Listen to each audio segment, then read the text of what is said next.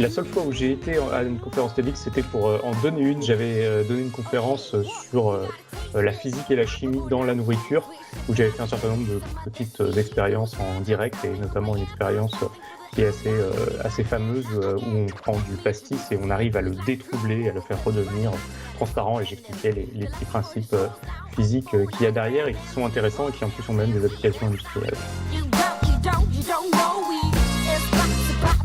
Réunit plein de choses ou réunies ensemble, elles ont un pouvoir justement de créativité, d'originalité qui est très fort. On ne cesse d'être surpris par tout ce que peut faire la technologie, par sa capacité à rassembler. Bon là en plus les conditions sanitaires avec le Covid, on est tous cloîtrés chez nous, principalement connectés à l'internet et voilà, il y a énormément de choses qui sont en train de se faire, énormément de ponts, de passerelles, de socialisation et donc de divertissement qui sont en train de se créer. L'utilisateur dans un jeu vidéo, l'utilisatrice sont des gens qui interagissent, qui créent, qui amènent l'objet software eux-mêmes vers quelque chose. Donc même nos joueurs et nos joueuses vont parfois faire prendre la tangente à nos jeux. Donc la composante design, la composante je crée quelque chose pour d'autres personnes, elle est fondamentale. Donc oui, TED pour nous, ça veut vraiment dire beaucoup. TED, c'est notre quotidien. L'acronyme TED, on pourrait presque penser qu'il a été fait pour le jeu vidéo, parce que c'est exactement ce qu'on fait dans le jeu vidéo. C'est-à-dire qu'on est à la croisée de la technologie. Le jeu vidéo existe parce qu'on est capable de mettre en œuvre certaines technologies. De l'entertainment, évidemment, c'est la raison première. Et le design, parce qu'on reste des créateurs d'expériences.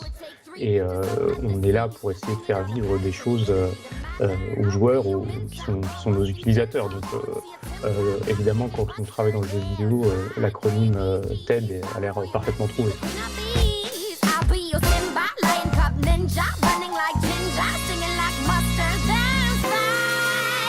On échange beaucoup, plus d'un point de vue technique. Je pense qu'on a encore beaucoup à gagner à avoir plus d'échanges au niveau des équipes de management.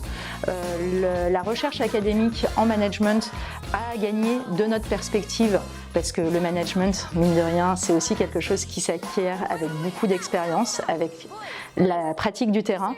Et inversement, le management chez Ubisoft aurait à gagner à avoir plus de bases académique et à mieux comprendre les évolutions du management et ce qui se passe aujourd'hui dans le milieu universitaire. Il ne faut jamais cesser de bâtir des ponts entre l'académique, le public et le privé. Démarrer sur ce chemin d'être allié de populations sous-représentées, par exemple, ça démarre dès les années étudiantes, ça démarre même avant.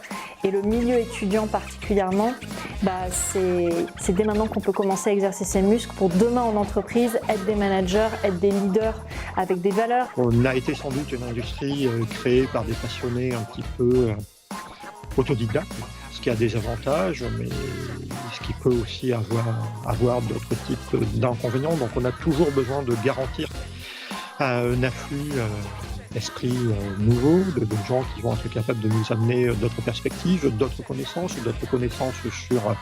sur d'autres domaines, pas seulement techniques, mais des connaissances aussi plus parfois liées à des sciences humaines, à des aspects liés à des marchés. Donc c'est aussi en cela que les profils que l'on peut voir, notamment de Dauphine, sont intéressants. Je suis persuadé qu'il y a énormément de liens qui peuvent se créer de façon générale entre le milieu académique et le jeu vidéo. Je crois qu'il y a énormément de choses que le jeu vidéo peut apprendre du milieu académique, que ce soit par des collaborations avec des chercheurs, que ce soit des sciences plus, on va dire, physique, chimie ou bien des sciences sociales. C'est des choses d'ailleurs que j'essaye moi d'expérimenter dans mon travail.